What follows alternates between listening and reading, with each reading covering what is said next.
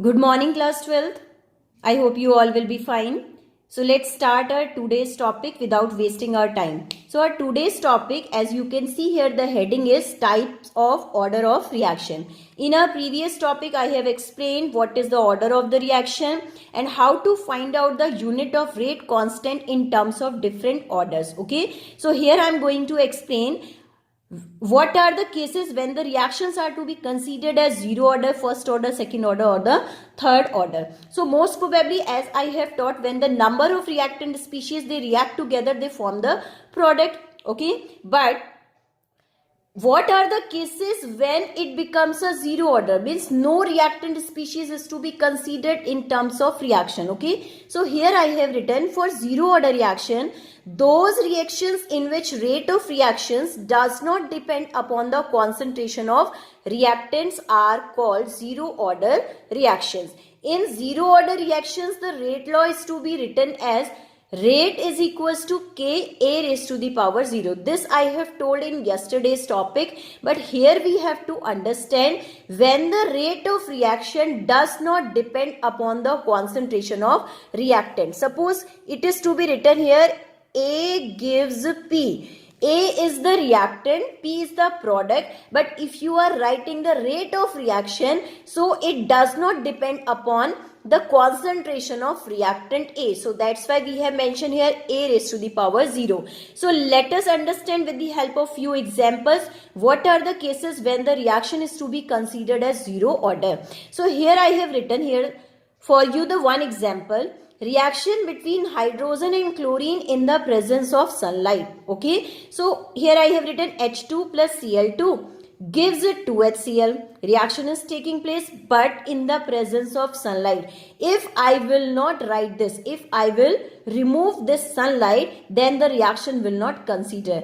It means I mean to say the reaction is totally depend upon the presence of sunlight. It is not considering the concentration of hydrogen and chlorine. So here I have written it is free radical substitution reactions, and free radicals are formed only in the presence of sunlight. Okay, not normally free radicals are formed. So that's why the rate of reaction does not depend upon the concentration of reactant, because the reaction is taking place in sunlight. Okay, so the main role is of sunlight, not of the concentration of reactant. The second case, we are considering the reactions of gaseous species on the surface of metal.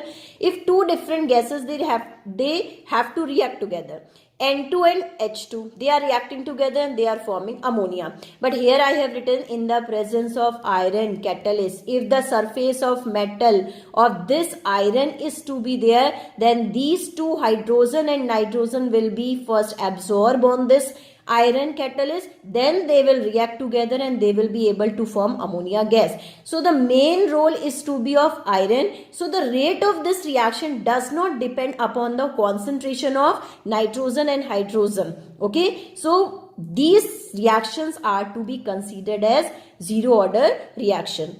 I hope you all have got what are the reaction when the conditions when the reaction is to be considered as zero order reaction. Okay, now let's come on for the next topic, first order reaction. If the rate of the reaction depends upon the concentration change of one reactant, then the reaction is called to be first order. That is very simple.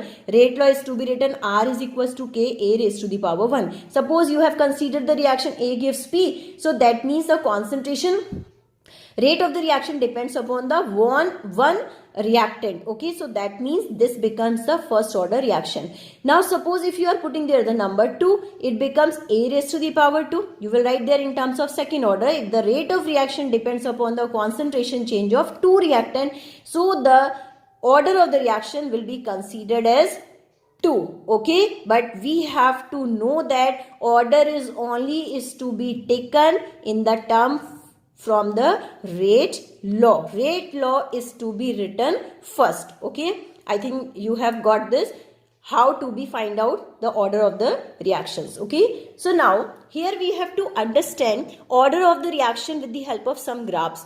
Most probably in the chemistry I have taught you in the class and I have told you graphs have been plotted already, and you have to looking the graph, you have to identify what type of order of the reaction is to be represented by different graphs. Okay, so if we plot a graph between rate and concentration and we are getting a straight line, so it represents a zero order. Okay, I mean to say when the rate of the reaction does not depend upon the concentration, so that means it becomes a slow straight line, and this is of zero order. And in terms of first order, we have got a slope upward. So this is a raised to the power 1 is to be mentioned. This is of first order. In terms of second order, a raised to the power 2 is to be written. In terms of third order, a raised to the power 3 is to be written. Okay. So these are the general terms through which you can identify what are the orders of different graphs. Okay. Let's come on the derivation part. Then we have to start numerical problems also. So here the term is integrated rate equation. How to prove the integrated rate equations for zero order and first order. Actually second order, third order in detail, their integrated rate equations are not in your syllabus. So we have to study only for zero order and the first order. So let us consider, suppose the reaction, let us consider the equation is A gives P. A is the reactant, P is the product. So how the rate of this reaction is to be written? Rate is directly proportional to A raised to the power 0 because we have taken zero order reaction. So for reactions are to be considered for the term for instant term. Instant conditions are to be there whenever the reactions completes into small time gap, or whenever the reactions completes into small time gap, when this is to be mentioned by the alphabet D. So, and always remember the concentration of reactant always decreases, so it is to be rate of disappearance, so it is to be mentioned with negative sign. Negative dA upon dt, it becomes a rate directly proportional to A raised to the power 0. Okay, now after that when we remove the sign of proportionality, then we have to give a constant k and it becomes A raised to the power 0. A raised to the power 0 can be written in the term of 1. So we are getting here the term negative dA upon dt. Here I am reminding you once again, this is the rate of the reaction. Representation of the rate of reaction, negative dA upon dt is equals to k. If we will multiply these two terms, so we will get their negative dA is equals to k dt. Now we have to integrate on both the side. Okay, so all biology student, you have to understand, you have to learn this term only. Whenever the classes will start, then I will explain it. Okay, and all maths students, I think they know that if you will integrate, then what the equation we will get it. So whenever dA is to be written, it converts into negative A, and k dt will be converted into kt plus I, where I is the integrating constant. In some books C can be written also, so C is also the integrating constant. So it's up to you, you can use there either I or the C. So here I have mentioned I is the integrating constant. So whenever in place of A we are putting there A initial, A naught I have written. There is a big difference between A raised to the power 0 and A naught. A naught means initial concentration. It means whenever the reaction just start, and this is of the order of the reaction. Okay, so that's why we are considering the time is equals to 0, means the concentration at 0 time, that is to be considered at A naught. So these two value A or T we have to put in this equation. So in place of A, if we are putting A naught, in place of T we are putting 0, so only we will get their I, and we will get the value of I is equals to negative A naught. Now what we have to do, we have to put the value of this I in equation first once again. Substituting the value of I in equation 1 I have written here. So we will get it in this equation. So in place of A, what we are getting, yeah, here you have to write negative A is equals to KT. In place of I, we will write there negative A naught. Okay, so that can bring here. So we will get it KT is equals to A naught minus A, means initial minus final, or that equation can be written in the form of K is equals to A naught minus A upon T. So this is the integrated equation which is to be used to find out the rate constant for zero order reaction.